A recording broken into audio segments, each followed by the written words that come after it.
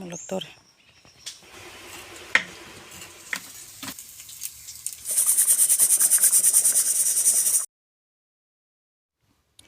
Hello everyone, again no video sida mayam punamak putram nak sorry anju sagapam na mayam hajik se nanaw breakfast kan chari chawmin ni ma chai se chawmin yam pam ne ko ma nga je chawmin chaninge na chawmin je hubire ado mana chawmin chai chaina dum video mutem nom losen bane aba ko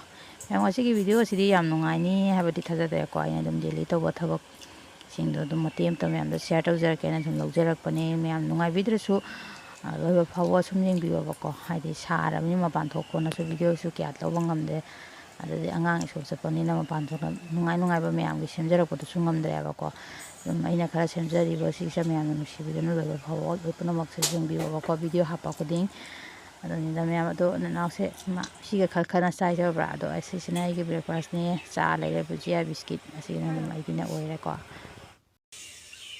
anim di he Pali, sisu hekto ge,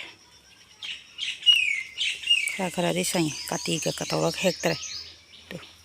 ama kana semaina pummi kai rohong dedu, pana jam semaina pumna kela mang haram, dah sim di kara oire, jam hega ge, mereka, siga sangi, si sangi, sigam lai. Mulaktor ti macai na ginam nambido maning da bostara thaba mayam ni mayam se bisu pal si ju phanana palam bane do ha mai do loi ken lore sigam ma mulle do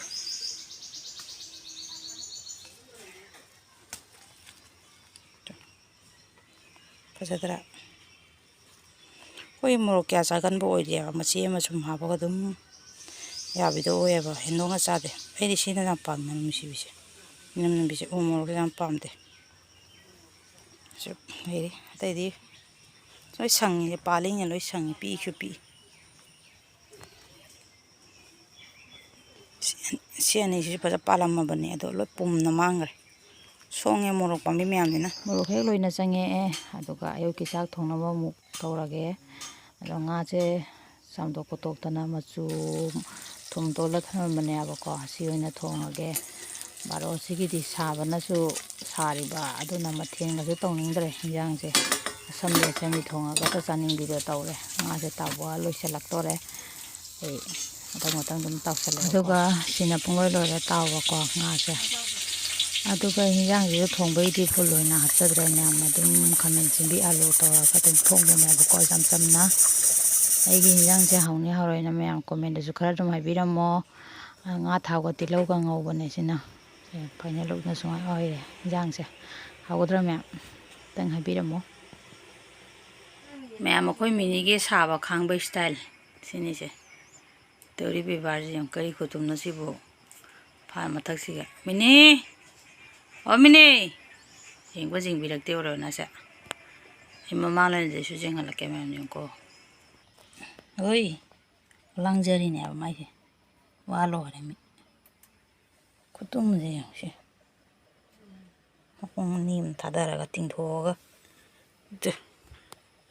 oi se si saksi ni jingong ne se de utho ne se mayam da na sakto thong ne tin se ki thawa da maloram yam ki hom je sarage na puthore se ko mana na ha pa pune aba ko sa to matung jenga pa tharure aduga koi nu tuition jatri mamang se kenom di pija bi ge na ko ko je tum hawla pa se no dinga pa thar hokot pa se tum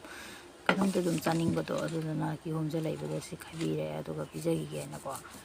ki hom je jam na hawge adu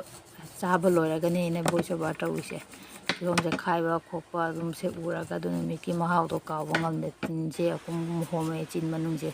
samna da ki chahi ko ki hom je chaba ma dum sigi mahaw je phangge yam thum ma ga yam haw ba do oya ba ko thum moro ka metra su dum asam na sim chaba da jam hawra ma hi o tho da na mana ha pa pe ge ꯍꯥꯎꯕ ꯃꯍꯥꯎ ꯍꯦꯟꯕ ꯃꯥꯜꯂꯦ ꯑꯩꯈꯣꯏ ꯃꯥꯅ ꯅꯨꯡꯁꯤꯅ ꯃꯆꯥꯁꯤꯡ ꯆꯥꯖꯁꯅꯨ ꯍꯥꯏꯅ ꯄꯤꯔꯛꯄꯒꯤ ꯅꯨꯡꯁꯤꯕ ꯑꯃꯈꯛ ꯌꯥꯎꯕꯗꯨꯅ ꯍꯦꯜꯂꯤꯕ꯭ꯔꯥ ꯀꯩꯅꯣꯝ ꯇꯧꯔꯦ ꯃꯌꯥꯝ ꯍꯥꯎꯕꯁꯦ ꯈꯣꯠꯄ ꯈꯣꯠꯄ ꯂꯣꯏꯔꯕꯅꯤꯅ ꯑꯁꯤ ꯏꯀꯨꯕꯣꯛꯅꯕꯨ ꯄꯤꯖꯔꯨꯈꯤꯒꯦ ꯑꯗꯨꯒ ꯁꯤꯅ ꯑꯉꯥꯡ ꯑꯅꯤꯒ ꯇꯧꯔꯒ ꯑꯩꯈꯣꯏ ꯑꯃꯨꯛ ꯆꯥꯃꯤꯟꯅꯔꯒꯦ ꯑꯗꯨꯒ ꯁꯤꯅ ꯃꯌꯥꯝ ꯑꯩꯈꯣꯏ ꯃꯅꯥꯛꯀꯤ ꯂꯧꯕꯨꯛꯇꯨꯅꯤ ꯂꯧ ꯂꯤꯡꯕ ꯂꯣꯏꯔꯦ ꯅꯨꯃꯤꯠ 15ꯅꯤ ꯃꯃꯥꯡꯗꯅ ꯂꯤꯡꯕ ꯂꯣꯏꯔꯝꯃꯤ ꯌꯦꯡꯉꯣ ꯁꯛꯇ꯭ꯔꯤꯛ ꯁꯪꯉꯅ ꯐꯖꯕꯅ ꯂꯣꯏꯔꯦ ꯑꯗꯩ ꯅꯨꯡꯁꯤꯠꯁꯤꯁꯨ ꯂꯤꯔꯤꯒ ꯁꯤꯠꯂꯗꯅ ꯀꯌꯥꯝ ꯏꯪꯊꯔꯦ ꯍꯧꯖꯤꯛꯇ ꯅꯣꯡ ꯇꯥꯗꯦ ꯅꯣꯡ ꯇꯥꯔꯗꯤ ꯐꯒꯗꯕ ꯑꯩ ꯈꯟꯕꯁꯦ ꯅꯣꯡꯗꯤ ꯇꯥꯗꯦ ꯃꯌꯥꯝ ꯁꯨꯃꯥꯏꯅ ꯇꯧꯔꯦ ꯀꯌꯥꯝ ꯐꯖꯔꯦ ꯌꯦꯡꯕꯗ ꯀꯌꯥꯝꯁꯨ ꯅꯨꯡꯉꯥꯏꯔꯦ ꯑꯗꯣ ꯃꯌꯥꯝ ꯑꯩꯒꯤ ꯚꯤꯗꯤꯑꯣꯁꯤꯡ ꯉꯁꯤꯒꯤꯗꯤ ꯁ꯭ꯋꯥꯏꯁꯦ ꯁꯨꯝ ꯂꯣꯏꯁꯤꯟꯖꯔꯒꯦ ꯃꯌꯥꯝꯅ ꯅꯨꯡꯁꯤꯕꯤꯗꯨꯅ ꯆꯦꯅꯦꯜꯁꯤꯕꯨ ꯁꯕꯁꯀ꯭ꯔꯥꯏꯕ ꯇꯧꯕꯤꯔꯝꯃꯁꯨ ꯂꯥꯏꯛ ꯇꯧꯕꯤꯔꯝꯃꯨ ꯃꯌꯥꯝ ꯃꯊꯪ ꯚꯤꯗꯤꯑꯣꯗ ꯑꯃꯨꯛ ꯊꯦꯡꯅꯔꯁꯤ ꯃꯌꯥꯝ ꯕꯥꯏ